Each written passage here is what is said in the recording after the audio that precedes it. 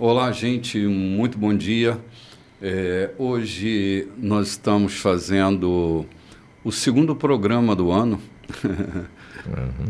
Será nosso segundo encontro desse ano de 2023 e eu quero dar a todos vocês as boas-vindas, nossa gratidão por você estar nos acompanhando já no início do ano, nessa jornada que terá tantos meses pela frente, e muito obrigado por você estar ligado aqui nas ondas da 92, acompanhando a nossa programação.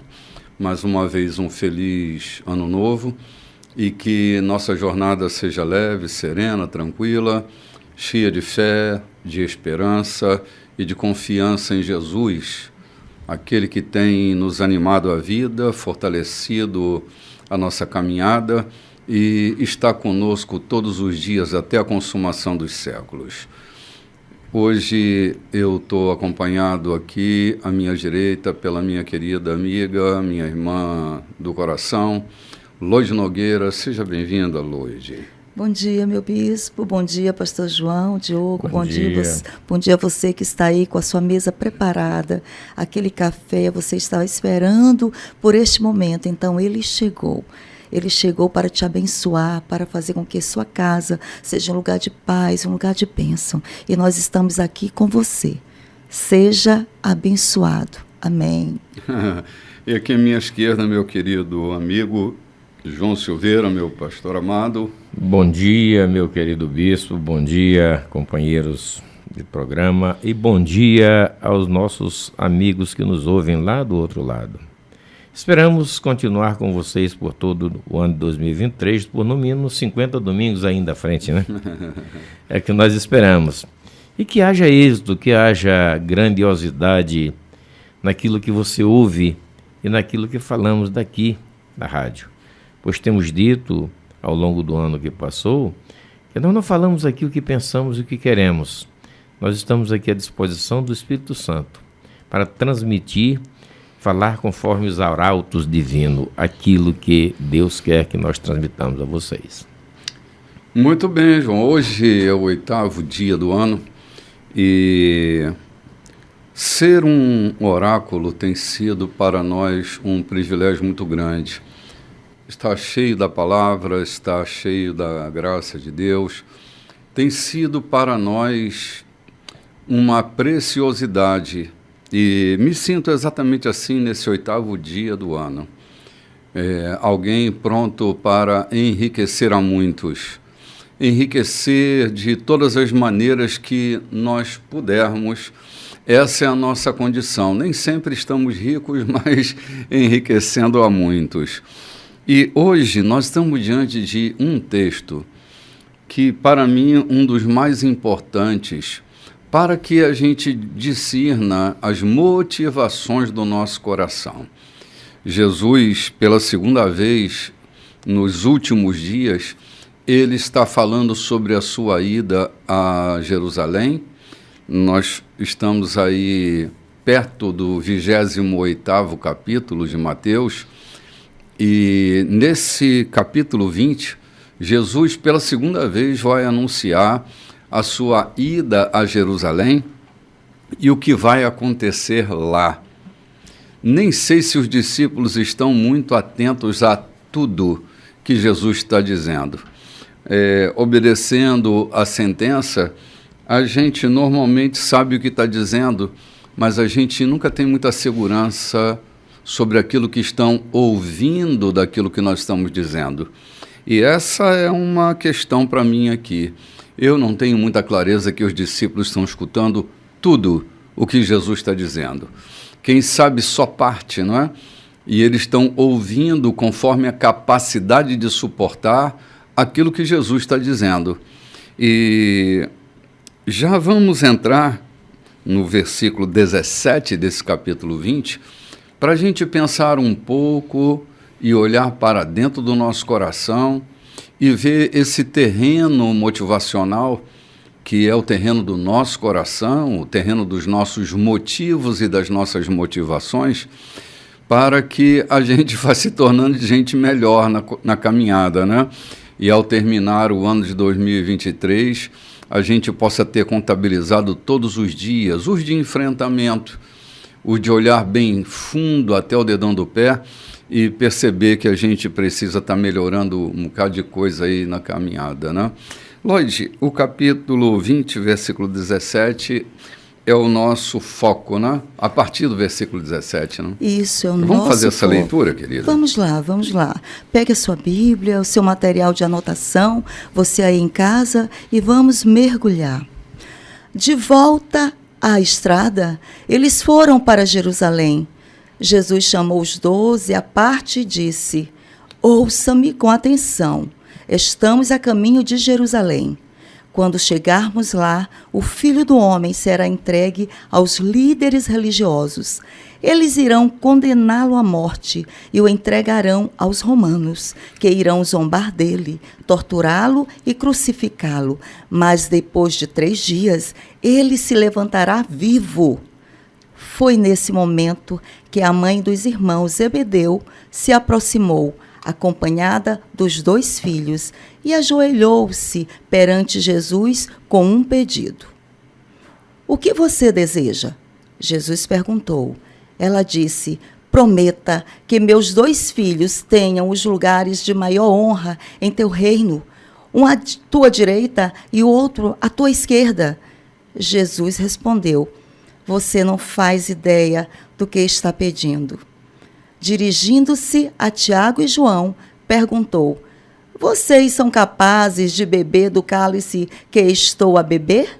Sem dúvida, disseram eles. Por que não? Jesus disse: pensem nisto. Vocês beberão do meu cálice, mas quanto aos lugares de honra, isso já não é comigo. Meu Pai cuidará disso. Os outros 10 ouviram a conversa e ficaram indignados com Tiago e João. Então Jesus os reuniu para consertar a situação. Ele disse: vocês já devem ter notado como o poder sobe à cabeça dos governantes deste mundo, que logo se tornam tiranos. Vocês não devem agir assim. Quem quiser ser o maior deve se tornar servo. Quem quiser ser o primeiro deve se tornar escravo. É o que o Filho do Homem faz. Ele veio para servir, não para ser servido, e para dar a própria vida para salvar muita gente. Vamos dar uma paradinha aqui para a gente pensar um pouco esse texto, né? Jesus anuncia com muita clareza e ainda diz para eles: prestem atenção, algumas coisas vão acontecer. Ele anuncia que vai ser entregue aos religiosos, anuncia que os romanos vão crucificá-lo e anuncia que vai ressuscitar, vai reviver ao 3º dia. Muito bem, é um anúncio de impacto. E deixa todo mundo assim meio que espantado diante dessa notícia. E logo, logo aparece a cena da mãe de Tiago e de João, filhos de Zebedeu, fazendo o seu pedido, seu papel de mãe, né? Agora, olha o que é que eles estão pensando. Olha a maneira com que eles estão percebendo esse movimento. Eles estão olhando para uma posição.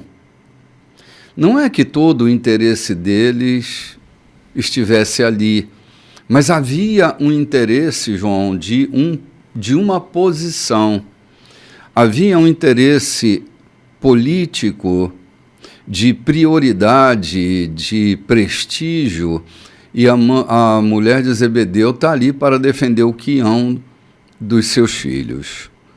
Parece que eles estão pensando mesmo numa estrutura política onde a mãe está pleiteando os ministérios para seus filhos, né? Deixa-nos entender que eles entenderam o milagre da morte e da ressurreição, mas pós a ressurreição, Jesus Cristo continuaria com eles. Sim, Jesus Cristo, depois de ressurreto, segundo o que se pode perceber aqui, estaria muito mais apto para assumir o governo em Israel, Sim. não na eternidade. E é nesse momento que aparece o pedido. E o que o senhor acaba de falar é muito comum, nas igrejas também acontece. Pessoas estão ali, logo querem ser alguma coisa, almejam, anelam querer ser alguma coisa, porque querem tirar o seu quinhão mais nesta vida do que propriamente fazer o trabalho divino ou na eternidade. Eles tinham um misto de eternidade com a contemporaneidade, que reinavam aqui e depois subiriam para reinar na eternidade. Sim. Parece que o entendimento feito pela mulher de Zebedeu, ou a mãe dos filhos dele, no mínimo, é que Jesus governaria aqui e depois subiria com Jerusalém para a eternidade. Então, seus filhos seriam os dois principais ministros desse reino. Né? A impressão que me dá, Lloyd e João, é que todos os pais que eu conheço querem que seus filhos vivam uma espécie de extensão da vida deles, né? Projetam o futuro dos filhos porque querem se orgulhar dos filhos, né? Querem se orgulhar de si nos filhos. Então criam seus planos. Isso é muito frustrante, porque não dá para a gente viver através dos filhos. Eles vão seguir o caminho deles. A gente cresce, ensina, aponta um caminho, mas quando na fase adulta, eles vão viver seus próprios caminhos. Suas próprias vidas, suas próprias escolhas. Escolhas que nós não fizemos. Isso mesmo. Mas há essa ansiedade, esse desejo de projeção. A gente quer se sentir importante através dos filhos da gente, né? E essa mulher está cumprindo o papel que toda mãe, acho que... Mãe zelosa, cuidadosa, pensa, né? Pensa... Quero o melhor para o meu filho e tudo mais. Aqui a gente vê o papel da mãe. Essa mãe aqui, 2 filhos já grandes, rapazes, né? Sim. Aqui andando com Jesus fazendo, né? Colocando a vida dele para se projetar, ensinando a caminhá-los, e essa mãe querendo tomar de volta essas vidas. É o orgulho da mãe, né? O orgulho da mãe. Já que vai ter aqui, né? Um reinado, um reino aqui, né? Então, vou logo garantir 2 lugares de importância, já que eles já estão tão íntimos de Jesus, né? Muitas vezes a intimidade causa esse tipo de coisas, né, na vida da gente. Mas o que me chama a atenção realmente é essa mãe zelosa, cuidadosa, porque começa ali na vida infantil, né? Uma mãe, os pais projetando o futuro dos seus filhos.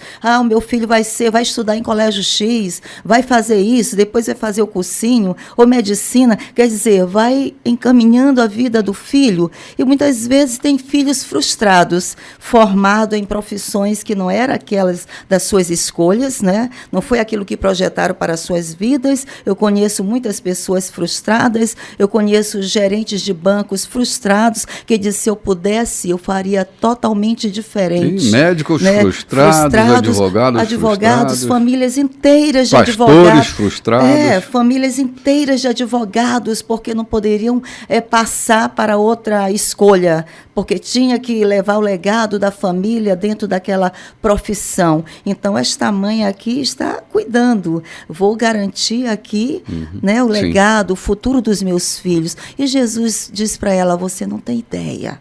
Você não tem ideia do que você está pedindo. Sim. E muitas vezes é isso, nós não temos ideias como mãe, nós não temos ideia muitas vezes do que estamos garantindo para os nossos filhos. Então, eu abri mão. Eu estou me desfazendo de armaduras como mãe, né? Que eu sou mãe de 2 filhos. E claro que eu também alguma vez já projetei o futuro dos meus 2 filhos, mas meus 2 filhos, eles são pessoas maduras. E muitas vezes eles sentam e dizem, mãe, é dessa forma, a vida é minha, muito obrigado por isso. E eu vejo meus filhos se encaminhando, conduzindo a vida profissional, vida espiritual, e muitas vezes a gente se surpreende com coisas que a gente que vem na vida da gente, que não foram projetadas por mim, mas foi dentro da escolha deles. E eu sou culpada por isso? Eu não estou sendo culpada por isso. né? Eu apenas digo para os meus filhos, cuidado com as escolhas que vocês estão fazendo na vida, né? E Jesus disse para essa mulher, você não tem ideia do que você está pedindo. Sim, porque não conhecia mesmo, né? Nós não conhecemos, os nossos filhos não são iguais, sabe? Aquele pai de gêmeos que veste as filhinhas com as mesmas roupinhas, achando que assim elas funcionam na mente, no coração, assim elas pensam, tudo iguaizinhos, mas não é assim. Cada pessoa é um indivíduo singular, com mente diferente, com coração diferente, mesmo que sejam criados pelos mesmos pais. Claro, e é isso que faz da vida a beleza que ela tem, a beleza que ela é, não é? Sim. É essa multiforma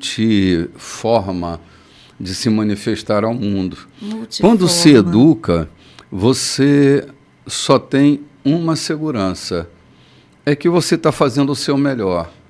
Agora, o que isso vai repercutir na vida de quem se ensina não é mais responsabilidade sua. Então, a gente cria os filhos e quanto menos a gente colocar os recalques da gente na vida dos filhos, menos a gente sofre. Porque cada filho tem seu próprio caminho. E nós precisávamos educar potencializando aquilo que eles nasceram para ser, isso não mesmo. que nós desejamos que eles se tornem. Não potencializar as vulnerabilidades, né? As fraquezas, mas o potencial de cada filho, Sim. né? De cada filho. Olha só o dedo das minhas mãos. Eu pergunto, bispo, são iguais? Não. Totalmente diferentes, não é? Sim. Mas é a minha mão, né? É a minha mão. Mas não são iguais os dedos das minhas mãos. Assim são os nossos filhos, eles não são iguais. Eles não tinham a mínima ideia de que cálice era esse que Jesus estava falando, né? Mas dentro do que foi falado aqui, me traz uma relação, uma correlação com continuidade do que o bispo falou sobre a criação de filhos. Muitas vezes, nós queremos que os nossos filhos cresçam para se tornar aquilo que nós não conseguimos nos tornar. Essa é uma das frustrações maiores. É sim, João. É quando não conseguimos ser aquele magistrado que gostaríamos de ser, então levamos o nosso filho a formar-se em direito e fazer concurso, porque era o nosso desejo de sermos. Então nós queremos apenas ser realizados na vida daquela criatura. É isso aí, realizado na vida dele. Realizado na vida dele. Eu confesso, eu só tenho um filho, homem, e eu confesso que pensei isso, que o meu filho seria a continuidade da minha figura na Terra. Até que um dia entendi que não era assim, chamei-o e disse, você não vai seguir os meus passos. Você não vai colocar os seus pés onde eu coloquei os meus. Por quê, pai? Porque isso é incompetência. Você viver na minha sombra quer dizer que você não encontrou o seu caminho no espaço. Quer dizer que você não encontrou o seu caminho nesse mundo que você deve trilhar, sendo apenas o meu sucessor, o meu seguidor. Portanto, encontre uma outra forma de viver, de ganhar dinheiro, forme-se naquilo que você quiser, tem formação. Todavia, a minha luta sempre foi essa, não seja o meu sucessor, porque isso lhe torna incompetente. O outro ponto de vista que eu percebi aqui foi a que ponto chegou a mãe daqueles homens, ajoelhar-se. Chegar ao ponto de maior humildade, ou de expressão de humildade. Pedindo emprego, né? Pedindo emprego para seus filhos.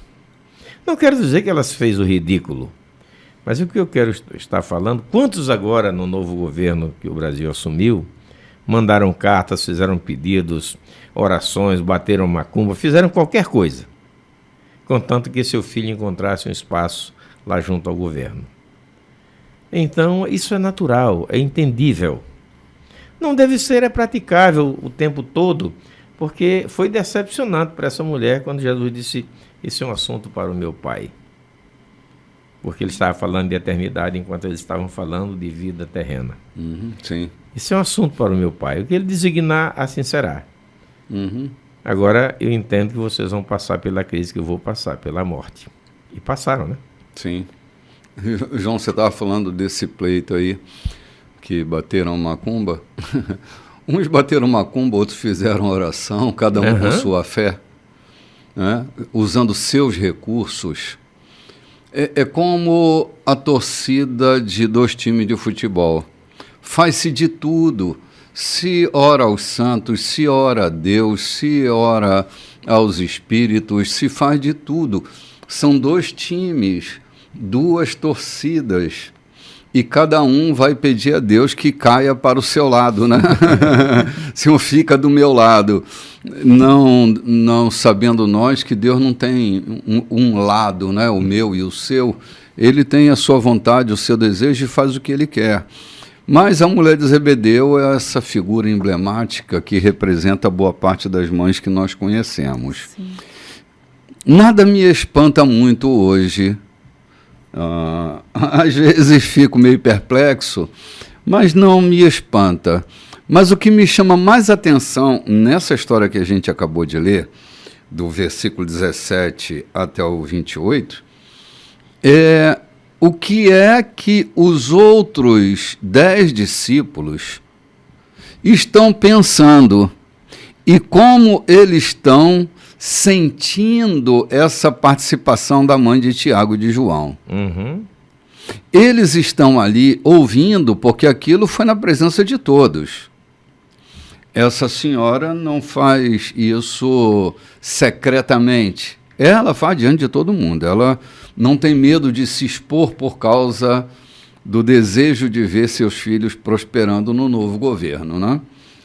Mas o que me causa uma certa perplexidade é o que é que os 10 estavam pensando e como foi que eles reagiram. O texto diz que, ao ouvir isso, eles ficaram indignados, voltando-se para Tiago e João. O pedido foi da mãe dele, né?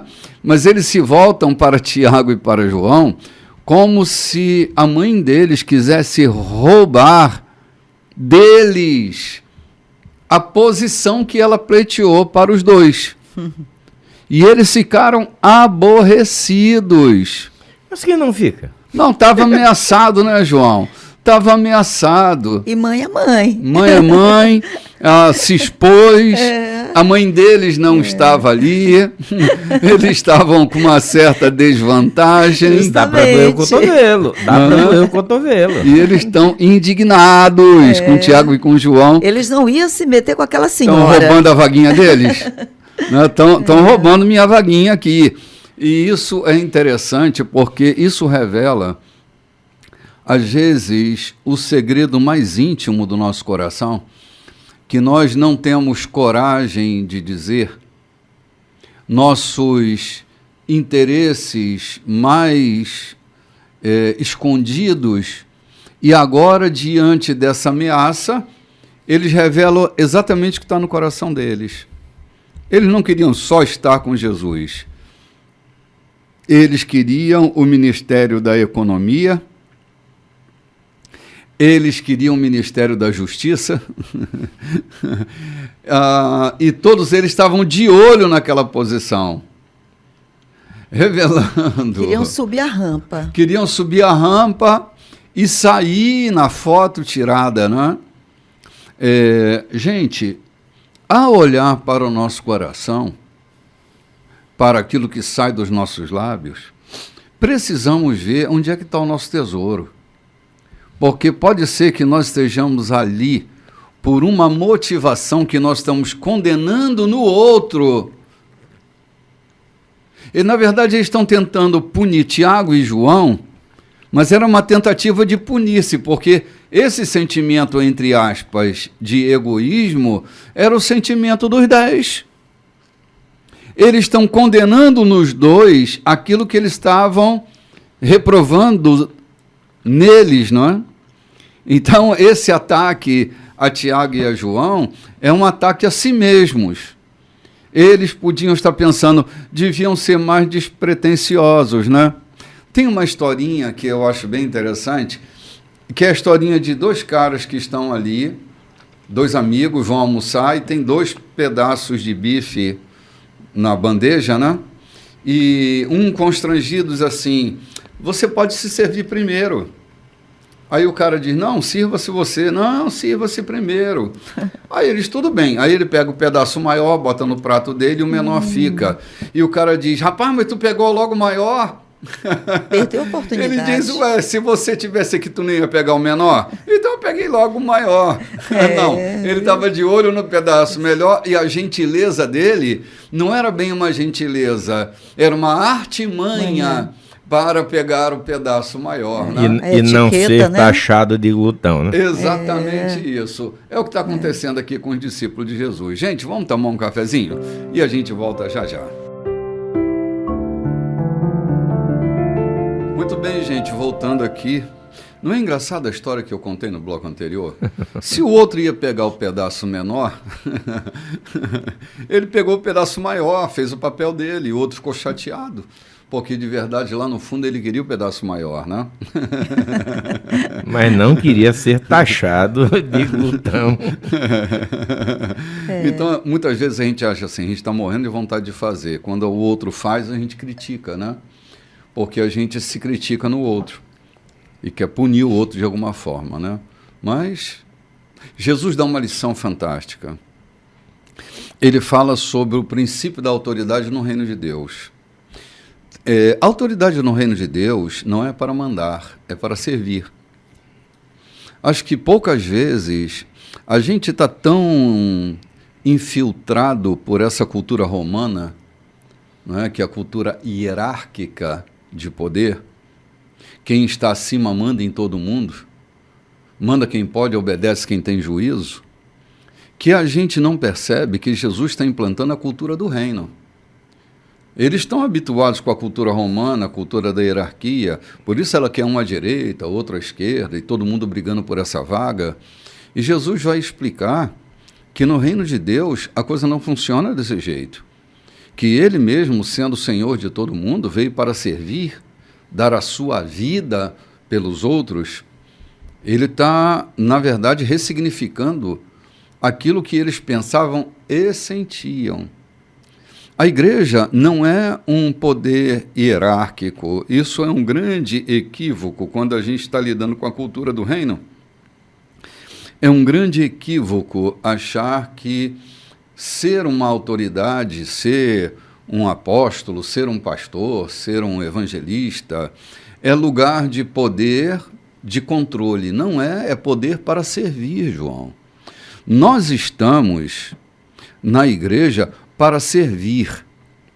Eu estava pensando essa semana, e até comentando com uma pessoa, o texto de Efésios capítulo 4, diz que Deus deu à igreja apóstolos, profetas, evangelistas, pastores, mestres. Interessante é que Deus deu à igreja evangelistas, não deu ao mundo, deu à igreja. O que eu acho, assim, eu posso estar saindo aqui pela tangente, mas eu quero me dar o direito de sair pela tangente. Eu acho que a igreja precisa ser evangelizada.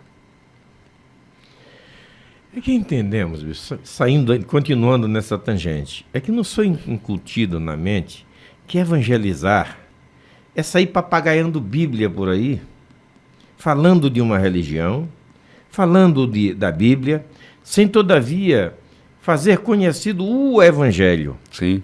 Quando você diz a igreja deve ser evangelizada, é porque em muitas o Evangelho não é conhecido. Ela tem que ganhar um banho de Evangelho, né, João? O Evangelho não é vivido, não é conhecido.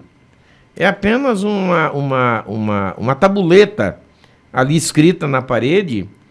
Somos evangélicos. Todavia, esse Evangelho, eu concordo piamente com o que você diz, não é vivido.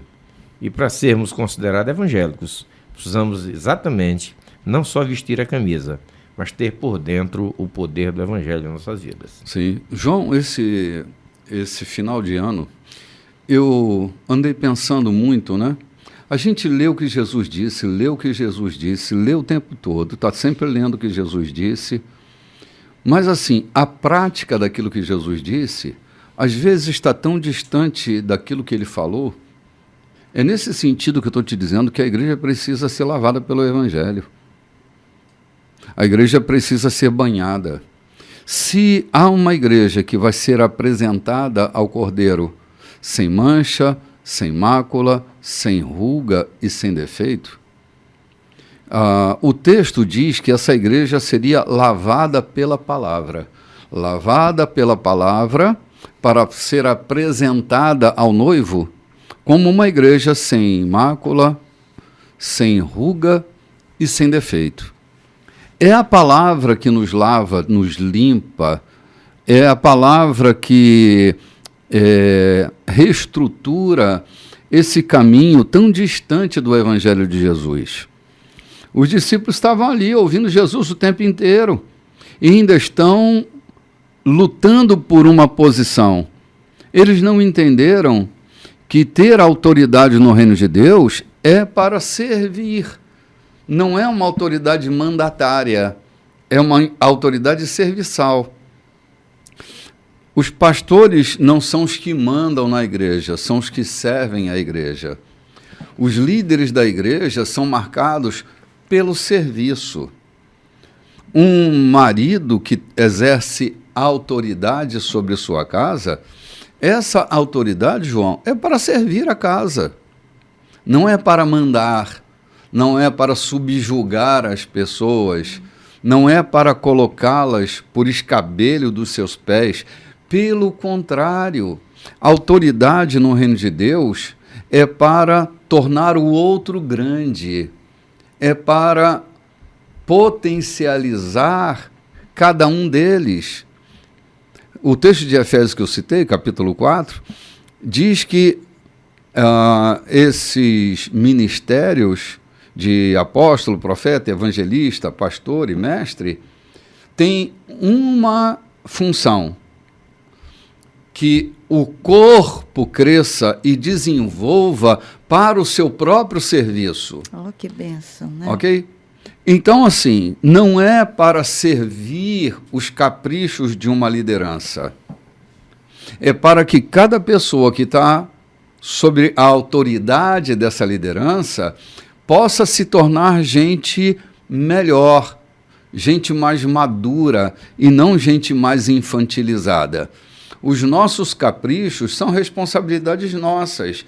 Não é que os outros tenham que satisfazer os nossos caprichos. Se a gente não entender isso, a gente vai continuar na pirâmide romana, onde manda quem pode e obedece quem tem juízo. Isso não é a cultura do reino de Deus, isso não deveria ser a cultura da igreja, né? Aproveitando isto, eu queria sugerir, eu queria indicar, sem mexer nenhum, mas é conveniente fazer isso. O Luciano Subirá, o pastor Luciano Subirá, escreve Servindo ao Senhor com os meus bens, e é um capítulo que ele chama de liderança servil. Liderança servil.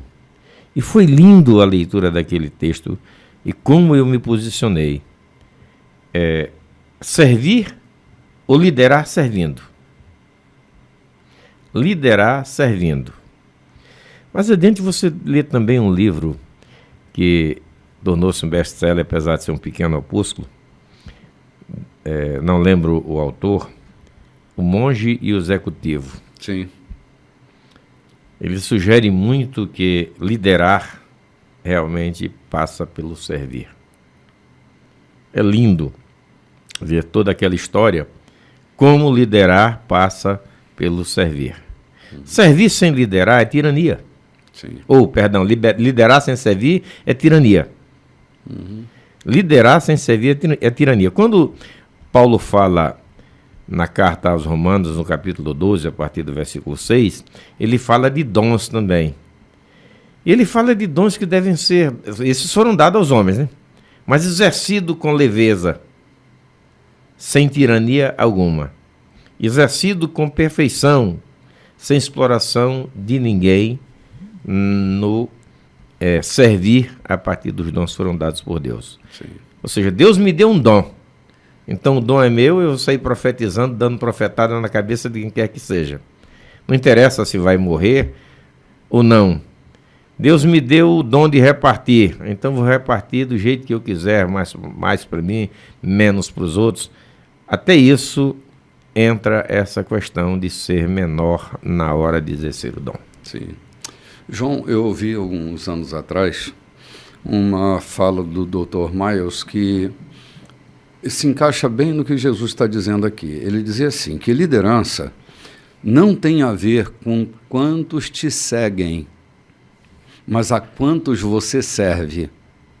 Uhum. Se a gente está pensando em liderança eficaz, a gente não pode estar pensando em quantos estão nos seguindo, mas a quantos nós estamos servindo. Com essa fala, eu termino o meu comentário, se vocês quiserem comentar, mas eu termino o meu comentário sobre esse trecho que a gente leu. Lembrando, liderança eficaz não está associada a quantos estão me seguindo, mas a quantos eu estou servindo. Se a gente quer pensar em liderança no reino de Deus, a gente precisa pensar a quanto nós estamos servindo. Isso é que importa para nós, de verdade, né? Esse é o sucesso de uma liderança eficaz. Maravilhoso. Anote aí para mim, bispo. Anote aí para mim. E, por favor, Diogo, toma nota e publica já. Não é isso? Sim. Qualidade versus quantidade. Né? Sim, verdade. Maravilhoso. Verdade. Eles estão saindo dali de onde eles estão em Jericó, estão já relativamente próximo de Jerusalém. Você já, desculpe, a 35 quilômetros. Então, estão pertinho, né? Do centro da cidade até... Jericó, Jerusalém, 35 quilômetros. Né? É uma caminhada aí. Então, estão perto, relativamente perto, e Jesus vai continuar essa jornada até chegar a Jerusalém. Versículo 29 é o versículo que nós vamos ler agora até o versículo 34. Né? Enquanto deixavam Jericó, uma multidão imensa os seguia.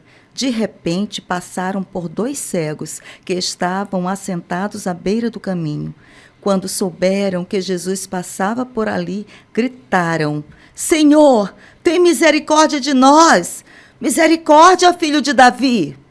A multidão tentava fazê-los calar, mas eles gritavam ainda mais alto: Mestre, tem misericórdia de nós! Misericórdia, filho de Davi! Jesus parou e chamou-os. O que vocês querem de mim? Eles disseram: Senhor, queremos teus olhos abertos, queremos ver. Profundamente compadecido, Jesus tocou-lhes os olhos. Eles recuperaram a visão na mesma hora e se ajuntaram à multidão. Olha que impacto, né? Lindo isso, hein? Impacto. Perdão. 2 cegos à beira da estrada, mendigando. Jesus passa, e só para lembrar, nunca mais Jesus vai passar por ali. Era tipo a última chance. Eles gritavam como se fosse a última chance. Eu acho que o que falta às vezes na gente é esse grito pela última chance, né? A gente acha sempre que vai ter mais uma chance, mais uma oportunidade, mas o grito deles é o grito da última oportunidade, porque de verdade Jesus não ia mais passar por ali. Eu acho importante a gente pensar na objetividade dessa oração, desse grito deles, né? Jesus vai direto ao ponto, exatamente por que vocês estão gritando, o que vocês querem de mim. Eu fico pensando que minhas orações às vezes são como orações de crianças, né? Que não sabe bem o que quer e a gente fica atirando para tudo que é lado. E Jesus objetivamente vai requerer deles uma resposta clara. Porque pode ser que para nós seja muito óbvio que a gente carregue na deficiência da gente, tudo que a gente quer é acabar com aquela deficiência. Mas eu já lidei com pessoas com deficiência de que tudo que elas querem não é acabar com aquela deficiência, porque aquilo gera lucro para elas. Mas Jesus vai ao ponto. O que vocês querem? Um cego, um mendigo quer esmola. Mas Jesus estava se certificando do que é que de verdade eles estavam querendo. Parece óbvio que todo cego quer ver, que todo pobre quer ficar rico, que toda pessoa que está sofrendo quer deixar de sofrer, mas o sofrimento é viciante. Não nos esqueçamos disso, de que o sofrimento é viciante. E, na maior parte das vezes, a gente precisa estar certo do que a pessoa está querendo. É Freud quem diz que, antes de você tentar curar uma pessoa, precisa saber se é isso que ela quer. Porque a gente pode estar cheio de compaixão e a pessoa não quer sair daquela situação. Porque aquela situação gera uma espécie de vantagem, de lucro secundário. Então, me ver livre disso, se eu me ver livre disso, eu me empobreço. As pessoas não me dão mais atenção, não olham mais para mim. Então, se eu deixo a cama, como é que vai ser, né? Jesus, não, pega logo a tua cama, vai trabalhar, né? A independência. Vai ter responsabilidade e vai ser independente. Não vai ser mais escravo. Não vai ser escravo da dependência do outro. Porque esse estado de dependência do outro é um estado de acomodação muito vantajoso para uns que não têm coragem de protagonizar. Então, ter essa coadjuvância ou ser o criado mudo da própria história pode ser bastante confortável para uns. Não pense que todas as pessoas que estão sofrendo querem parar de sofrer. Digo isso com a experiência dos anos de aprofundamento, de lidar com a mente humana. Boa parte das pessoas que estão à nossa volta, que dizem estar sofrendo, elas não querem romper com o sofrimento, porque aquilo é vantajoso para elas. Elas se alimentam disso. Então, Jesus vai direto ao ponto. Jesus é maravilhoso. Pergunta, o que é que vocês querem que eu faça com vocês? Aprenda a ser pontual nas suas coisas. Aprenda a ter objetividade, inclusive na sua oração. Na oração, isso mesmo. Se é aquela marca e aquele modelo, ore segundo aquela marca e aquele modelo. Acho que é A Quarta Dimensão, um livro do Paul Yang-Cho. Há muitos anos atrás, eu li esse livro e falava exatamente isso, sobre orações objetivas, não é? Tem aquelas orações que pede mal, né? Não recebe porque você pede mal, não sabe pedir, né? O que vocês querem de mim? O que é que nós queremos de Deus, João? De verdade, né? Está me chamando a atenção aqui, me inquietando. Parte do versículo 30. 2 cegos estavam sentados à beira do caminho, e quando souberam que Jesus vinha. Prestem atenção.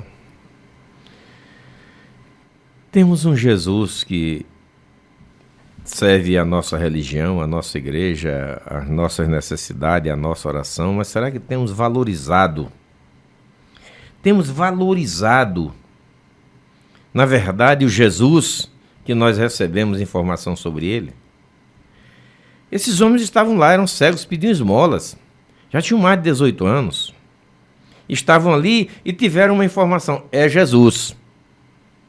E eles atropelaram a multidão que vinha, eles atropelaram o ruído da multidão, eles atropelaram até o cordão de isolamento que fazia em volta de Jesus, porque não pense que os discípulos não tentavam proteger Jesus até dos próprios inimigos.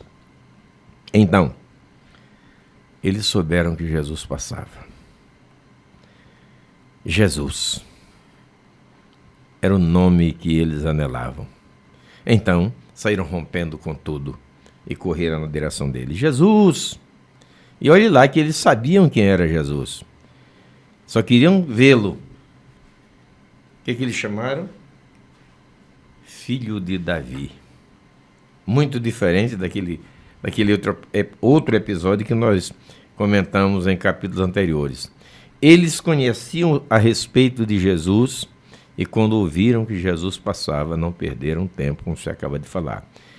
Não perderam a oportunidade porque eles sabiam a quem estavam recorrendo.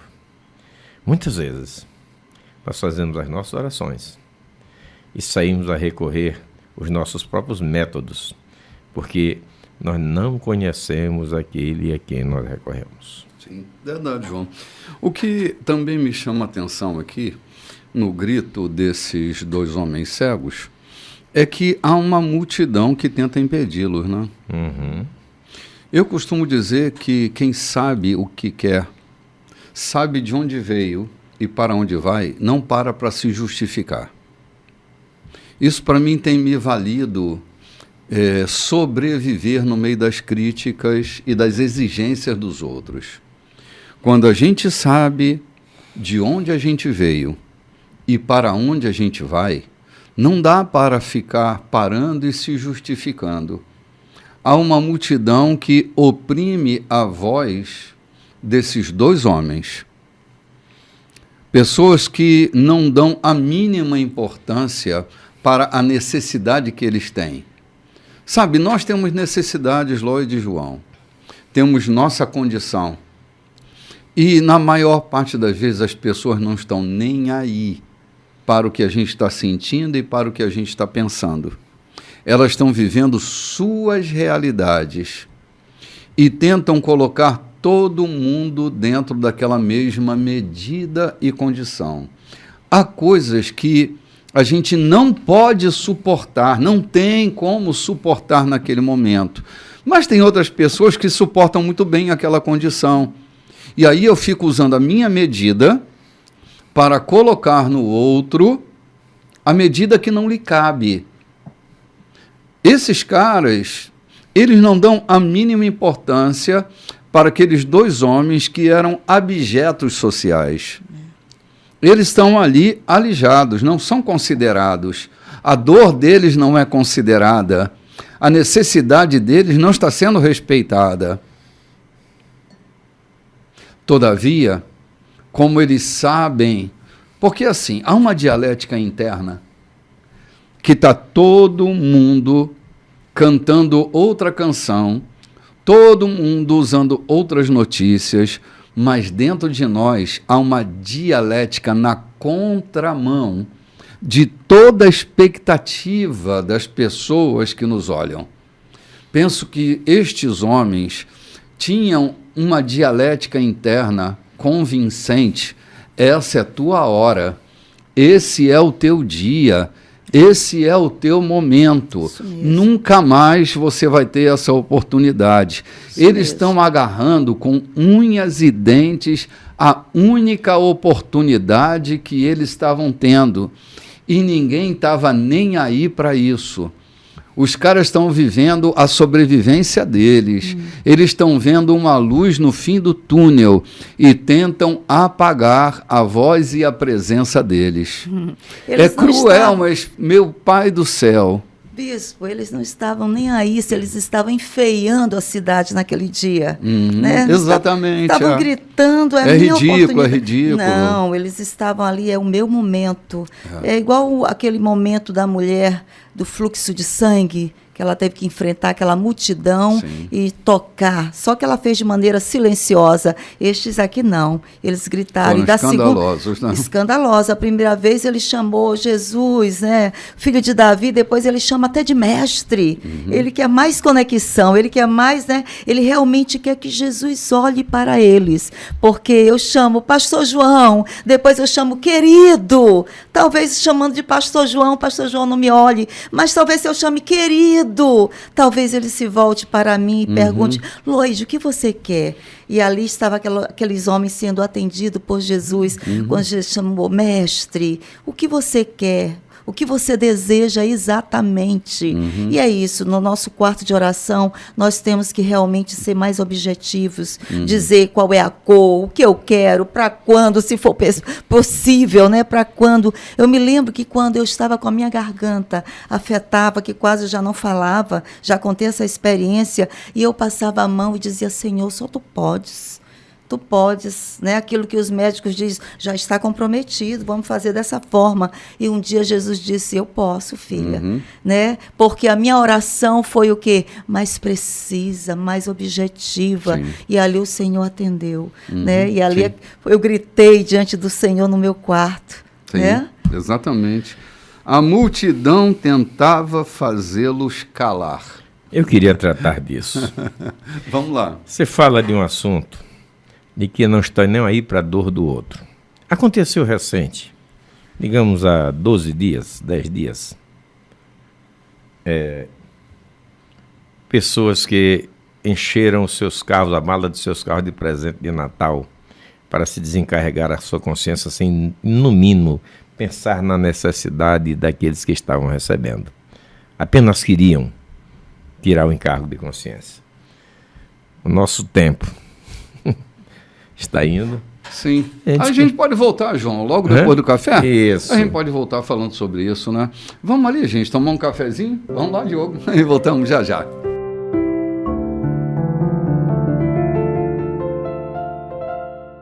Então, João, nós saímos para o comercial quando eu citei que a multidão tentava fazê-los calar.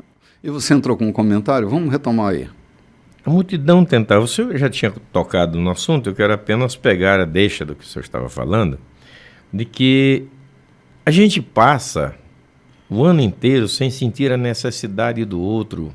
Mesmo diante da expressão, de exprimir essa necessidade, a gente se faz de surdo. Aquela multidão estava indo no afã de acompanhar Jesus, de receber os seus milagres.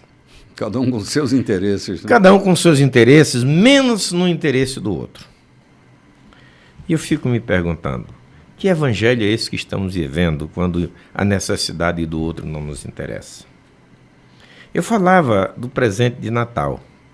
Se enche a mala do carro de presente para um desencargo de consciência e não para atender a necessidade do outro.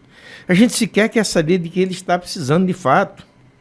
A gente quer apenas atender a nossa necessidade, que é a cultura ou a obrigação de dar, que nos é impingida por nós mesmos, pela nossa consciência. Parece que a gente é mais empurrado pela culpa que a gente sente, né? Pois é, do que pela necessidade do outro. Então, aqueles homens expressavam a sua necessidade, gritavam. E não se incomodaram com a multidão, mas a multidão que estava por perto, em vez de atentar para a sua necessidade. Essa é a dificuldade que eu tenho hoje com o dito evangelho que vivemos. Com o mundo em que vivemos, que a necessidade do outro faz muito pouca diferença para a gente. O grito do outro nos é ensurdecedor e não nos atenta para ver que eles estão em necessidade. Então aproveitemos a oportunidade, começarmos o 2023, tendo mais sensibilidade de atender e atentar para a necessidade do outro. Quem sabe não nos custa esforço nenhum, a não ser pegá-lo pelo braço e levar mais para perto de Jesus. Quem sabe a necessidade dele ou o que nós podemos fazer é muito simples, apenas oportunizá-lo a mudar de vida, a se recuperar. Aproveitemos essa reflexão e não façamos com aquela multidão. Eu acho que não houve penalidade para a multidão, mas eles aqui são taxados de indiferentes quando diz a multidão mandava que calassem. João, aproveitando ainda o final desse texto, eu me lembro, porque é um texto que tem me martelado a cabeça todo final de 2022. E eu entrei em 2023 continuando com esse texto martelando na minha cabeça. Está no capítulo 7 do livro de Mateus. Nós já passamos por ele. Até domingo passado eu estava falando com você sobre ele. O capítulo 7, versículo 1, Diz bem assim: não bombardeiem de crítica as pessoas quando elas cometerem um erro, a menos que vocês queiram receber o mesmo tratamento. O espírito de crítica é como um bumerangue. É fácil ver uma mancha no rosto do próximo e esquecer-se do feio riso de escárnio no próprio rosto. Você tem o cinismo de dizer: deixe-me limpar o seu rosto, quando o rosto de vocês está distorcido pelo desprezo. Isso também é teatro. É fazer o jogo de que sou mais santo que você, em vez de simplesmente viver a vida. Tire o cinismo do rosto e então você poderá oferecer uma toalha ao próximo para que ele também limpe o seu rosto. Não desrespeitem o sagrado. Não desrespeitem o sagrado. Gracejos e tolices não agradam a Deus. Não reduzam os santos mistérios em frases de efeito. Na tentativa de sobressair e de agradar, você pode usar esses subterfúgios, mas estará abrindo a porta para o sacrilégio. É Jesus quem está dizendo isso. Parece que essa multidão está mais ou menos nesse caminho, olhando para si próprios, criticando o desespero do outro, sem saber exatamente como esses dois homens cegos estavam se sentindo.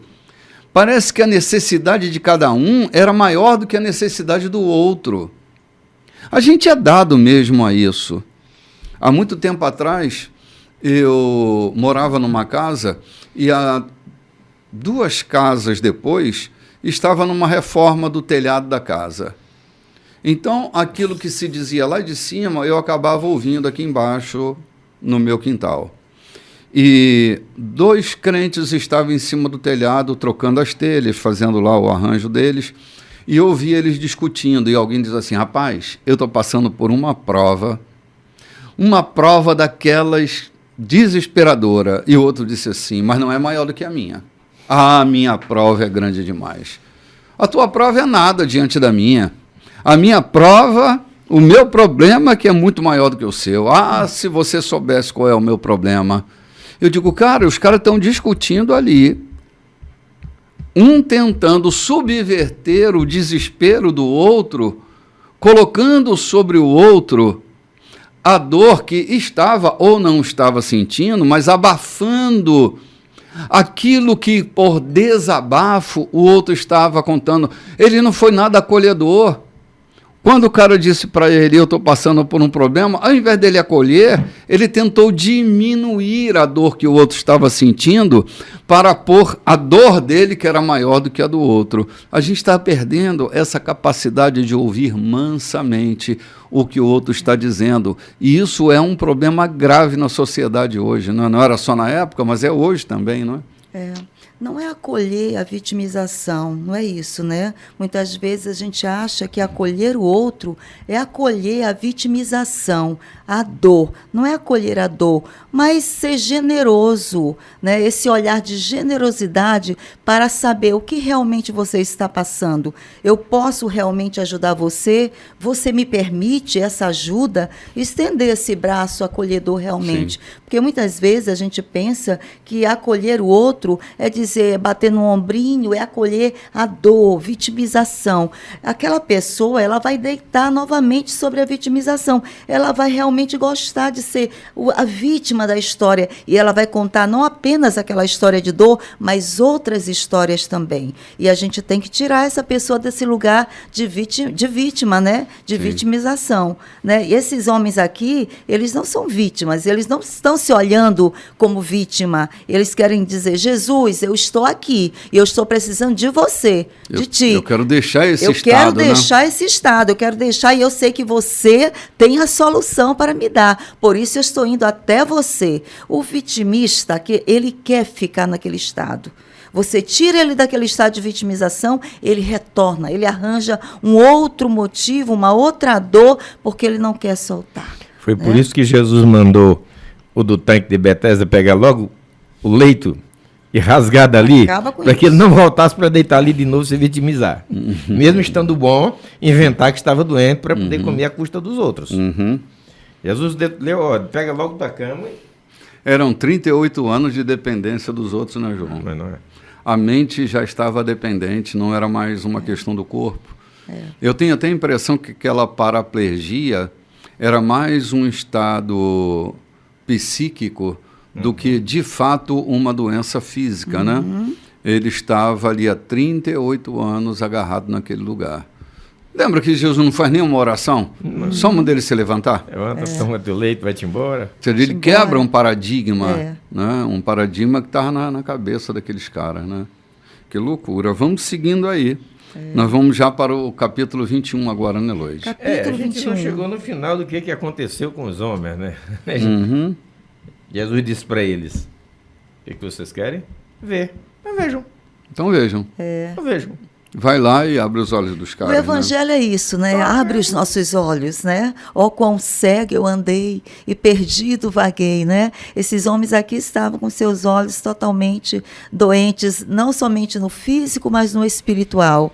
E é isso que o evangelho faz, tira essa cegueira de nós, a cegueira espiritual, que é a pior cegueira, né? Verdade. Capítulo 21, nós vamos estar aqui nos aproximando de Jerusalém, né? O momento mais tenso vai chegar.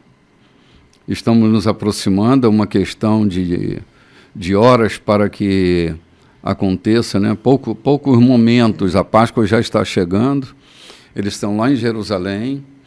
E vamos lá, Lois, capítulo 21. Vamos lá.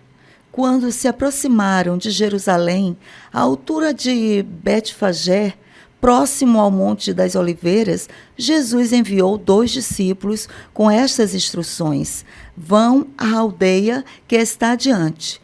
Ali encontrarão uma jumenta amarrada com seu filhote. Desamarrem-nos e tragam-nos a mim. Se alguém perguntar o que vocês estão fazendo, digam: o Senhor precisa deles, mas vai devolvê-los. Essa história já havia sido contada pelo profeta. Digam à filha de Sião: vejam, o seu rei está a caminho, elegante e preparado, montado em um jumento, em um jumentinho, cria de um animal de carga. Os discípulos fizeram exatamente o que Jesus ordenara. Trouxeram a jumenta e o jumentinho, puseram seus mantos sobre eles, e Jesus o montou. A multidão estendia seus mantos pela estrada, dando a Jesus uma recepção de rei. Alguns cortaram ramos de árvores e os espalharam ao chão, como um tapete de boas-vindas. Havia muita gente por todo lado, gritando: Hosana, o filho de Davi, bendito é o que vem em nome de Deus, Hosana nos altos céus. Quando ele entrou em Jerusalém, houve comoção na cidade. As pessoas irritadas perguntavam: o que é que está acontecendo aqui? Quem é esse? A multidão respondeu: é o profeta Jesus, de Nazaré da Galileia. Jesus foi direto ao templo e expulsou todos os que faziam comércio ali. Ele derrubou as mesas dos agiotas e as bancas dos vendedores de pombas, citando este texto: minha casa foi designada casa de oração. Mas vocês a transformaram em ponto de encontro de ladrões. Agora havia espaço para os cegos e aleijados se reunirem. Eles vieram a Jesus e ele os curou. Nós seguimos? Bom, vamos seguir, vamos até o versículo 17. Os líderes religiosos, vendo os atos chocantes de Jesus e que as crianças corriam e gritavam pelo templo, Hosana ao filho de Davi, foram repreendê-lo. Está ouvindo o que estas crianças estão dizendo? Jesus respondeu, sim, eu as ouço. E vocês nunca leram na palavra de Deus? Da boca das crianças e bebês vou preparar um lugar de louvor? Aborrecido, Jesus saiu dali e foi para a cidade de Betânia, onde passou a noite. Ok. Gente, que esse episódio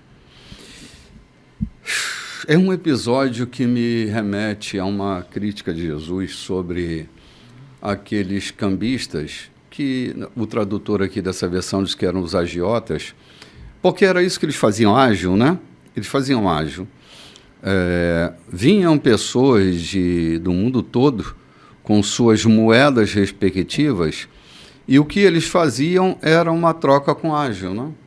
Eles estavam ali fazendo esse câmbio, eram os cambistas. Então, por causa do ágil que havia na troca das moedas, eles eram verdadeiros agiotas que faziam esse papel. Ocupando um espaço, fazendo daquele ambiente que era o lugar do encontro com o sagrado, verdadeiro business, negócio. Não é que o papel deles não fosse importante dentro do contexto social. E necessário. E necessário. Só que eles estavam num lugar onde o comércio tomou conta da espiritualidade. Sabe, esse mesmo perigo nós também corremos quando transformamos as atividades culticas de reuniões da igreja em business, em negociação, onde a coisa mais importante não é o culto, é o negócio. Há uma espécie de agiotagem nesse varejo eclesiástico. A gente tem visto, assim, com espanto, por exemplo, aquilo que está em torno, por exemplo, a indústria de música gospel. A gente tem visto escândalo sobre escândalo. Negócios que são feitos em nome da fé. Prefeituras gastando seus milhões para contratar artistas do mundo gospel para fazer seus shows, seus palanques eleitoreiros. Isso é simonia. Isso, assim, eu não estou desqualificando a profissão de um cantor, a profissão de um músico. Não é isso. Eu estou te falando do business, da negociação, do comércio no lugar do sagrado, que contamina e tira o brilho que deve estar sobre o sagrado para esses entretenimentos. O culto não é um lugar de entretenimento, o culto é um lugar de entrega. Não é um lugar de distração, é um lugar de mergulhos, de aprofundamentos, de imersões. E toda vez que a gente está ali negociando de alguma forma, tentando de alguma maneira transformar o lugar do sagrado num varejo, num lugar de mercantilismos, nós estamos exatamente fazendo o que esses caras estavam fazendo. E o que nós merecemos de Jesus? Ataque. Chicotada. Chicotada. É. Eu lamento dizer isso aqui. Não é uma denúncia, mas me entristeceu muito. Eu já fui a muitos eventos onde especialistas eram importados de outros estados para o momento da oferta, porque eles eram hábeis em convencer. Chegavam, pegavam o relógio de ouro e dizia: eu vou começar fazendo a minha oferta, está aqui o meu relógio de ouro que vale tanto. Está aqui a chave do meu Cherokee que vale 300 mil reais e eu estou dando de oferta para a igreja. Eu vi isso pessoalmente aqui no estado do Maranhão, vi em outros estados acontecer. O mercantilismo tão grande com a fé e a vulnerabilidade do povo que estava ali, quando na verdade aquele era só a figura. O relógio era só uma figura, depois dá cá o meu relógio e vamos dividir o resto da oferta. Fazendo mercantilismo, juntando gente para explorá-las. Eu não sei o que Jesus fez com isso, não quero saber, até quero que ele não dê as chicotadas dele, né? Mas isso é verdade, o que você está falando. Sim. É triste, mas são verdades. E não era só isso que estava acontecendo em Jerusalém, havia muito mais do que isso. Quando você pega lá em Malaquias, ele diz assim: eu queria que alguém tivesse coragem de tirar essa bandalheira, essa roubalheira que está acontecendo no meu templo. Vocês estão trazendo carneiro manco, carneiro roubado, e oferecendo o pior, carneiro roubado para fazer sacrifício a Deus. Uhum. E naquela época acontecia o pior. O carneiro nem era... Eu saio daqui de São Luís do Maranhão para Jerusalém, e eu não posso levar um carneiro, eu tenho que comprar um lá porque tem que ser certificado. Eu compro, pago e aguardo acontecer. Esse carneiro desce no açapão, passa lá pela frente do sacerdote, ele põe a mão na cabeça dele, ele sobe novamente para ser vendido para o próximo. Carneiro passa o dia todinho lá sem ser sacrificado. Foi por isso que Jesus chamou de covil de ladrões. E está escrito aqui não é apenas para revelar a história do que aconteceu naquele passado. O que está escrito aqui tem muito a ver com o que pode estar acontecendo nos nossos dias. Tenhamos muito cuidado para que o nosso culto não tenha a expectativa de uma boa oferta no final. Uhum. Que infelizmente isso acontece. Sim. Sim, é verdade. João, você e Lloyd, eu estava jantando num restaurante há uns anos atrás. E atrás de mim, então meu rosto não estava à mostra, mas meus ouvidos estavam... Porque a conversa da mesa que estava atrás de mim não era uma conversa assim silenciosa, estavam falando alto. Eram 3 pastores que estavam jantando no mesmo lugar, bem atrás de mim, e a mesa grudada à minha. De repente, alguém pega o telefone e diz assim: olha, tem um pastor aqui que o cara é muito bom nas ofertas.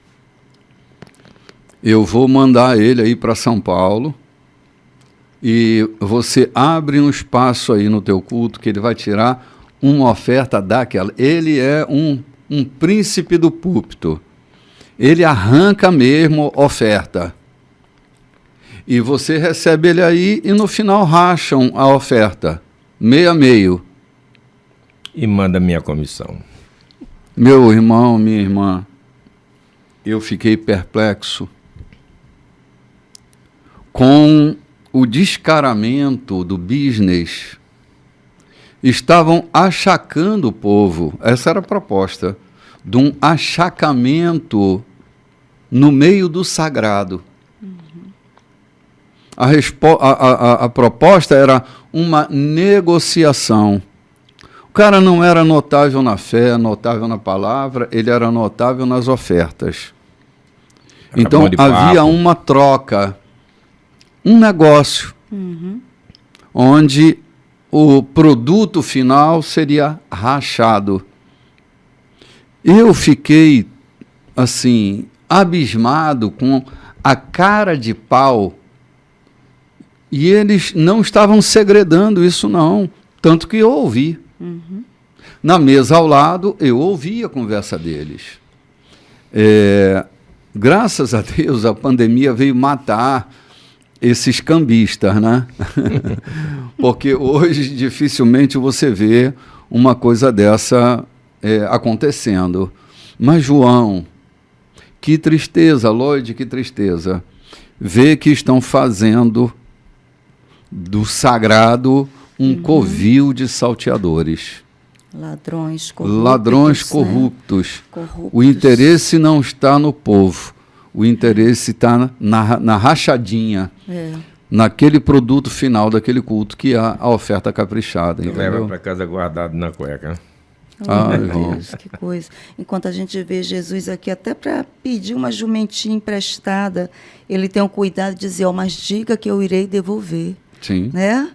Até nisso o Senhor é cuidadoso. O Senhor da jumentinha diz, eu vou devolver. Mas diga que eu vou devolver. Né? Até nisso o Senhor é cuidadoso, enquanto muitos fiéis, né, não devolvem o que pede emprestado, né?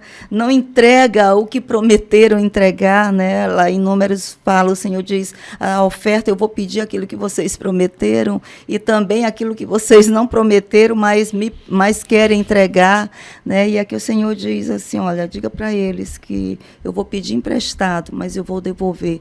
É isso, a gente tem que ter essa consciência, né? O que é meu, o que não é meu, né? Ser transparente, honesto, ter esses valores conosco, porque é princípios do reino, né? Ser honesto, devolver. Quantas vezes as pessoas pedem emprestado e não devolvem, não dão uma satisfação, o que fez com aquilo que pegou emprestado. E é isso. Jesus está ensinando aqui, dizendo, a casa do meu Pai, não é casa de corruptos, de ladrões, é casa de oração. Né? Exatamente. Casa de oração. Olha, muitos pastores estão nos ouvindo. Pastores, zelem pela igreja. A igreja é a noiva do Cordeiro. Não é tua noiva, mas é a noiva do Cordeiro. Trate ela bem, respeite. Não deixe que esses salteadores entrem nos seus ambientes de culto para extorquirem você e sua igreja. Mantenha-se íntegro, pois o Senhor habita o sagrado. O Senhor é o próprio sagrado. Amém. Nós vamos ali tomar um cafezinho e voltamos já já. Amém. Gente, hoje dia 8 de janeiro. Já é o segundo domingo desse mês de janeiro e nós continuamos firmes na fé, promovendo a comunhão, promovendo relacionamentos, tentando facilitar ao máximo a caminhada das pessoas, pregando o Evangelho sempre,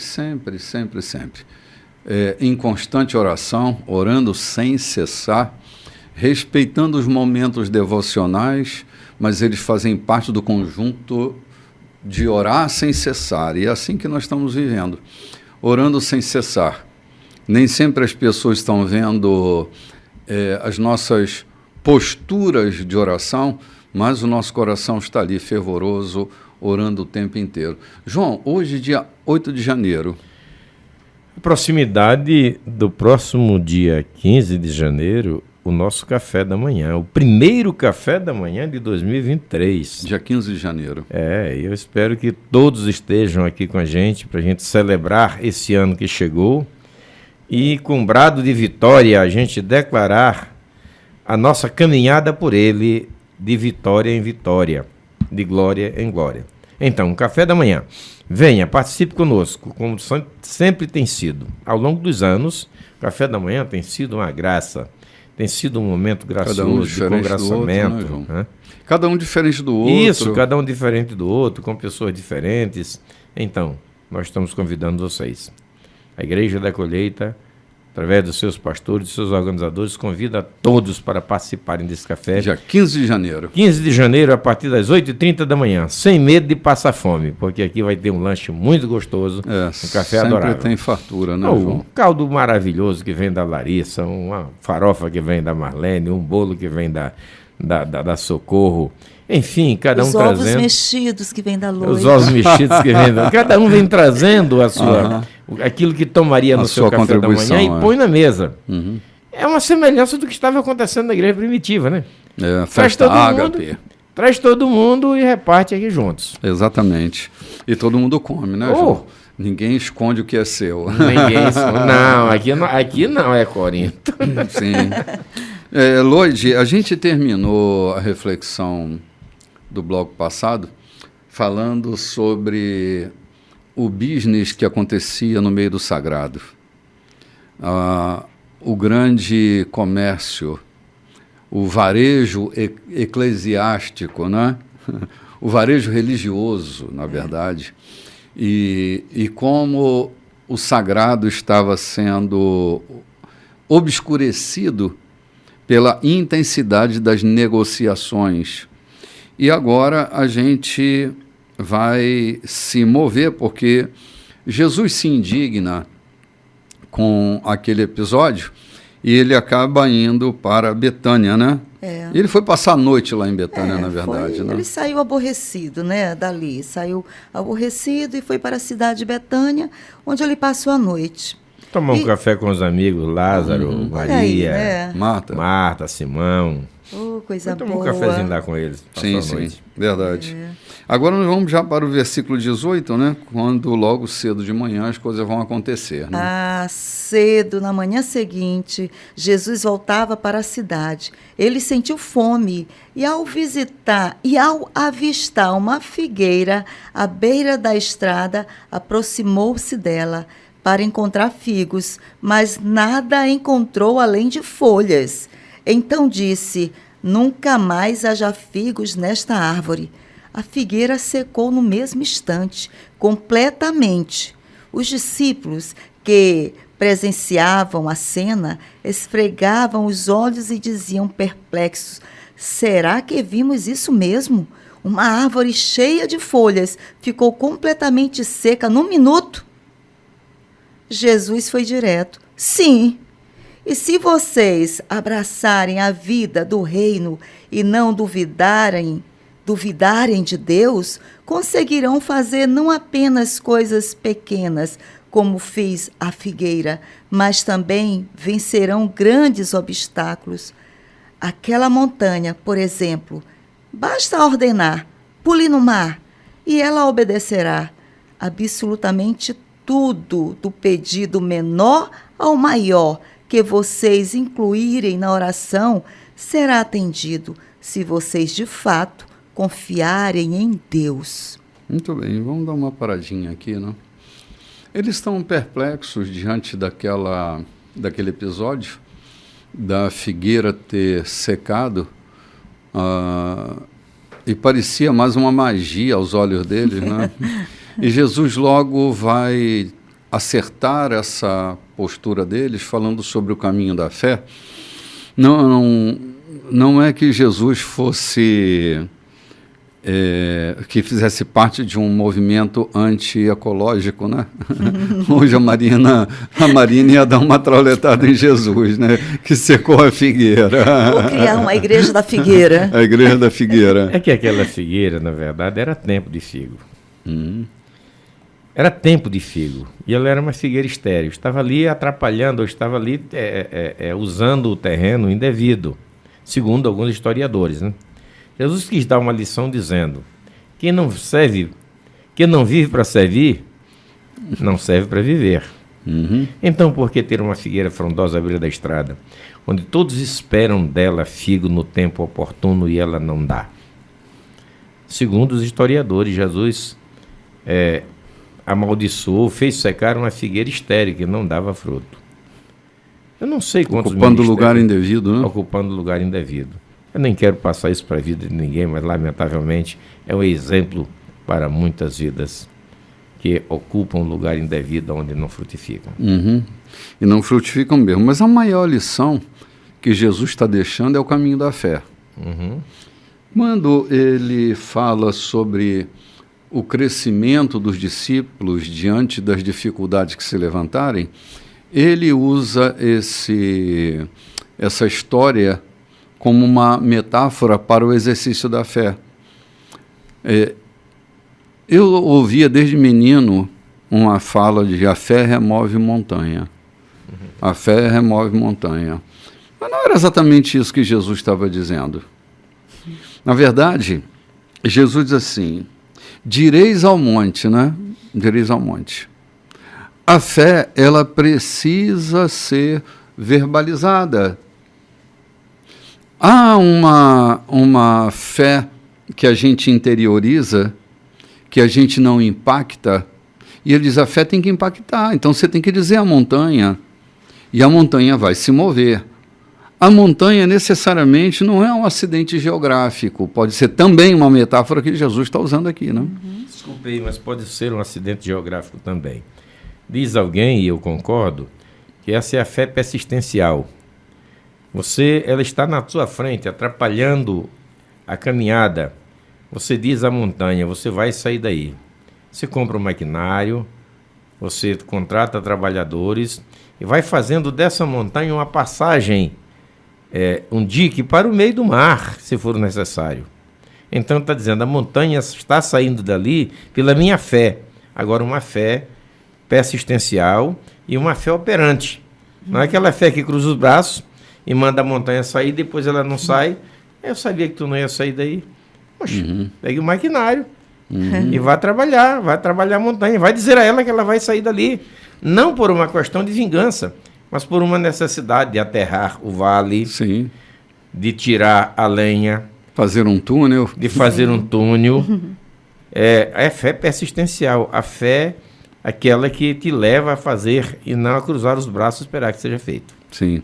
Essa A atividade... fé inteligente, né? Sim, uma fé inteligente. É esse caminho que Jesus está propondo para eles, que eles usem a fé de maneira operante, que as coisas possam acontecer.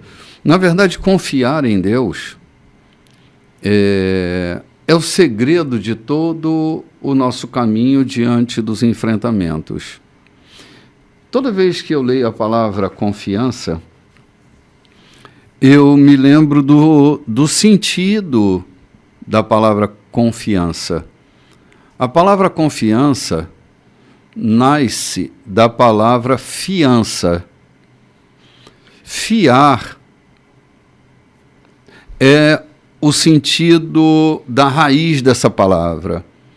Quando a gente tem, por exemplo, uma relação contratual, como a locação de um imóvel, onde a gente vai contratar com o dono do imóvel, ele normalmente traz para a relação um fiador, seja um cheque calção, seja uma pessoa para fiar. Que hoje chama-se devedor solidário, né? Sim, porque se torna um. Tipo, se eu que fiz o contrato me insolver e não conseguir pagar, ele tem a garantia de um confiador, aquele que estará lá para pagar a dívida quando o contratante não pode pagar. A palavra fé, ela nasce da palavra fidelix, né? Fidelidade. E fé nasce de fidelidade, não na minha, mas na confiança da fidelidade divina. Se eu não puder, ele poderá por mim. Quando um homem passa a confiar em Deus, a ter em Deus o seu fiel confiador, ele vive com segurança, porque a garantia não está nele, a garantia está em Deus. Esse era o segredo que Jesus estava passando para os discípulos, né? Aprendam a ter em Deus o seu confiador. Confie em Deus e você vai ver as coisas se resolverem, não? Uau, que crescimento, né? Sim. Que crescimento. Eu vejo também aqui ele falando sobre não ter aparência, né? Não viver de aparência, como aquela figueira que estava vivendo de aparência, estava Exato. cheia de folhas, né? Estava atraente, mas não estava, realmente não ia dar frutos, né? Então, muitas vezes, no reino de Deus, pessoas estão vivendo de aparência, né? Aparências, eu sou isso, eu sou aquilo, mas de fato não nasceu de novo, de fato não está dando aquilo que está prometendo dar, né? Tem um rótulo bonito, Tem um mas rótulo não bonito, tem conteúdo. Não tem conteúdo, né? Está vazio, está limpo, né? Está limpo, mas está vazio, não é isso? Então aqui essa figueira estava uma aparência bonita, frondosa, cheia de tantas folhas, mas cadê o fruto? Não havia fruto. E no Evangelho o que importa é dar fruto. Né? Sim, sim. Vou voltar que na estejamos bonitos, mas que o fruto esteja ali, né? Folhas e frutos. Folhas e frutos. Eu vou voltar na questão da fé, porque para mim foi muito embaralhado a minha cabeça sobre ter fé, operar fé, essa coisa toda. Até que um dia eu me deparei conversando com Abraão, acompanhando a caminhada de Abraão, da sua chamada até a sua morte. E entendi que ter fé não é cruzar os braços e deixar as coisas acontecerem. É caminhar na direção daquele que te chamou, fazer aquilo que tem que ser feito, na direção, na palavra dele. Sim. Para mim foi a coisa mais linda, foi quando eu comecei a caminhar com Abraão, da sua chamada até a sua morte. Os seus feitos, os seus percalços, as suas dificuldades, mas o seu sucesso, a sua caminhada. Isso é fé. A fé de Abraão não foi uma fé milagrosa, espantosa. Era uma certeza. A certeza de que ele me chamou e de que ele é garantidor do meu futuro. Amém. Não viveu para ver o Israel que nós vemos hoje. Nem aquele que foi levado para a Babilônia. Mas ele teve a certeza porque o anjo que o levou para a montanha disse: do jeito que são as estrelas, do tanto que tem areia na praia, assim são os que descenderem de ti. Então, uma fé que não viu tudo, mas levou a certeza de que ia acontecer. Entendi que fé não é uma questão milagrosa de estalar o dedo, de impor a mão. Pode acontecer. E acontece. Agora, mas não pode ser baseado nisso. É uma fé caminhante, uma fé operante, uma fé que se desenvolve no teu dia a dia. Eu preciso comer, eu vou pescar. Eu tenho certeza que eu vou pescar e vou pegar peixe. Eu não vou ficar sentado esperando que a minha fé traga o peixe para dentro de casa por alguém. Entendo eu e assim entendi a questão da fé. A fé que se potencializa nas ações, né? Uhum. Nas atitudes. Eu vou fazer. Exatamente. Eu me potencializo, eu vou caminhar, vou me levantar, vou jogar essa maca fora e vou caminhar, não é isso? É. Tem que ter atitude, né? É, atitude. Tem que se manifestar de forma real, palpável, né? É. Caminho da fé. Lloyd, vamos lá para o versículo 23 agora. É. Logo depois, ele estava de volta no templo, ensinando. Então os principais sacerdotes e os líderes do povo exigiram: mostrem-nos suas credenciais. Quem deu a você autoridade para falar e agir desse modo? Jesus respondeu: primeiro respondam a uma pergunta.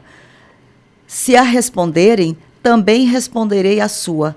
No caso do batismo de João Batista, quem o autorizou? Deus ou os homens?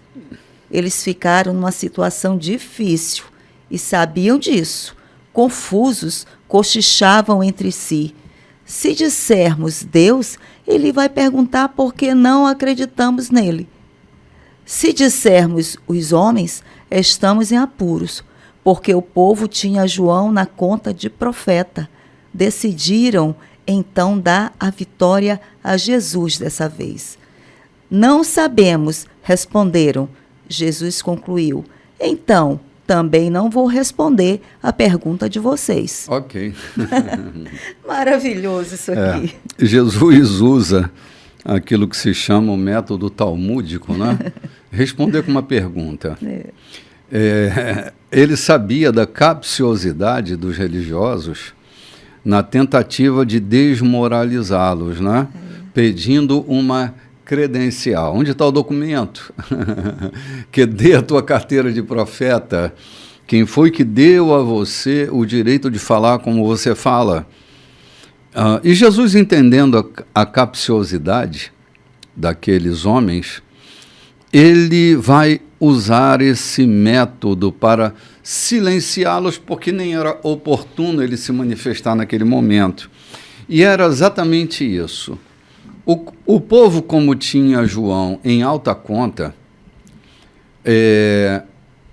se eles dizem que foi o povo que constituiu João e não Deus, eles iam estar em grande aperto diante do povo que considerava João um profeta de Deus. E eles, entre aspas, deixam Jesus ganhar, porque se eles se pronunciam naquilo que eles de verdade acreditavam, Porque aqueles ali, assim, alguns sacerdotes, eles iam a João para serem batizados. Aham. Não era segredo para ninguém. Mas esses aqui, possivelmente, não eram muito adeptos à linha da autoridade espiritual de João Batista, né? Era muito interessante que João ele é um caso à parte, né? João é filho de sacerdote. Nasceu para ser sacerdote. Só uma recapitulação na experiência de João. João nasce para ser sacerdote. Quando Zacarias tem esse filho, todo mundo está esperando que esse fosse Zacarias II. E o nome dele seria Zacarias II, o cara que ia assumir o lugar do pai. Havia uma expectativa sobre João de que ele fosse sacerdote. A família toda, a sociedade toda, estava todo mundo de olho para que João assumisse o lugar de Zacarias, que era um sacerdote respeitado, né? Todavia, eu não sei se vocês se lembram, mas Lucas narra de que depois daqueles 400 anos de silêncio, a palavra veio. A palavra veio a João Batista, né? Filho de Zacarias, lá no deserto da Judéia. Era assim, a palavra devia vir ao sacerdote, mas o sacerdócio nesse momento está corrompido. Tinham 2 sumos sacerdotes, Anás e Caifás. O sacerdócio estava prostituído. E aí a palavra vem encontrar João Batista, que é filho de sacerdote, e uma nova ordem vai ser estabelecida, a ordem do profeta. E João Batista recebe a palavra no deserto da Judéia. Então quem tinha a palavra era João. A palavra não estava entre os religiosos. Por isso a palavra de João tinha tanta contundência. Por isso os sacerdotes reconheciam e iam lá para serem batizados por João. Porque João é detentor da palavra. O Senhor o encontra lá no deserto da Judéia. Muda o sacerdócio, muda a lei. Havia uma outra lei agora, que não era a lei do sacerdócio arônico, porque, pelo que me consta, nem arônico Anás e Caifás eram. Eles eram empregados do sistema romano. A palavra vai encontrar João Batista, legítimo filho de sacerdote, lá no deserto da Judéia. Há uma ordem corrompida, Loi de João, onde a palavra não pode prevalecer, porque o sacerdócio está corrompido.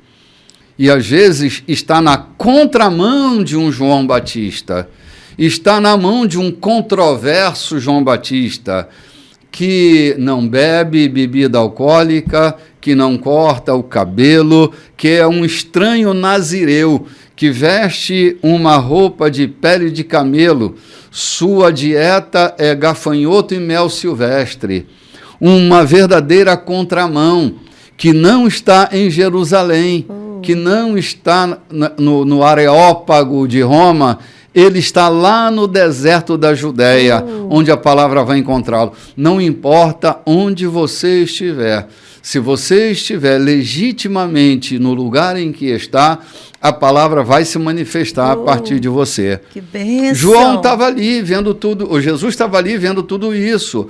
Por isso Jesus coloca eles na parede para que eles deixem em paz seguir seu próprio ministério. Se eles dissessem, é Deus, então ele dizia, mas João fala de mim.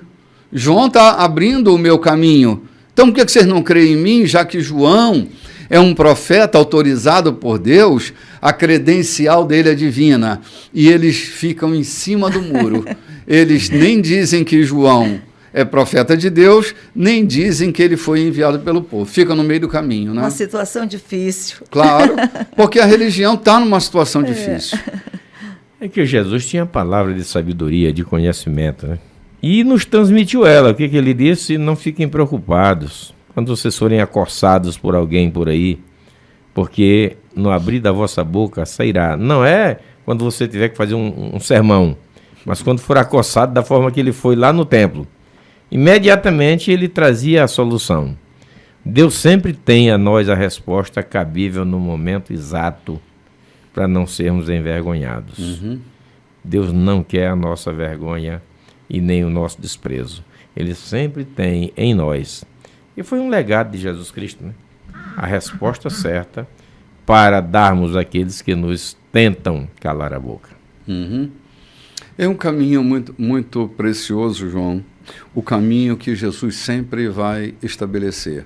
Ninguém consegue prendê-lo, não é? Ninguém consegue prendê-lo. Eu ouvia um rabino messiânico esses dias dizendo que alguém dizia para ele que foram os judeus que mataram Jesus. Ele disse, não foram Jesus nem os romanos. Jesus foi morto pelos nossos pecados. Foram nossos pecados que mataram Jesus. Achei simples, mas muito objetiva a resposta do rabino messiânico, que coloca sobre a morte de Jesus. Quem podia tocar nele, João? Até quando o momento era indevido, foram lá tentar colocar a mão de Jesus, caíram para trás, né? Jesus sempre se desvencilhava ali, ninguém tocava nele. Então, não foram os judeus que mataram Jesus de verdade, nem os romanos. Eles foram objetos de uso para que a entrega de Jesus fosse feita, né? Na verdade, nem o mataram. Ele disse, eu entrego minha vida. Exatamente. Eu dou. Ninguém tem eu poder dou de e matar. a tomo, né? Eu dou e recupero depois de pronto. Pronto. E ao terceiro dia ele ressuscita. João e Loide, chegamos ao finalzinho do programa de hoje. Mas o foi último lindo, bloco. hein? Hoje, o estudo de hoje foi maravilhoso. Foi legal. Maravilhoso. Foi leve como tem que ser, né? Gente, muito obrigado pelo seu prestígio, pela sua audiência. Hoje estamos no segundo domingo do mês de janeiro. Domingo que vem com o nosso café da manhã, mas nós vamos estar aqui, não é? Lembremos que toda terça-feira, a partir das 19 horas, no Instagram, @Igreja da Colheita, nós temos uma live muito preciosa, interessante. Quero chamar você para estar conosco no Divã da Graça. E também na quinta-feira, nosso encontro de oração. A partir das 19h30, nós estamos ali no Divã, no encontro de oração, trazendo a nossa oração, a nossa fé, a nossa reflexão. Também é um dia muito precioso para nós, quinta-feira. No mais, estou saindo por aqui, já deu o nosso horário. Um beijo no coração de vocês. Shalom para todos vocês. Forte abraço. Abraço, até o próximo encontro.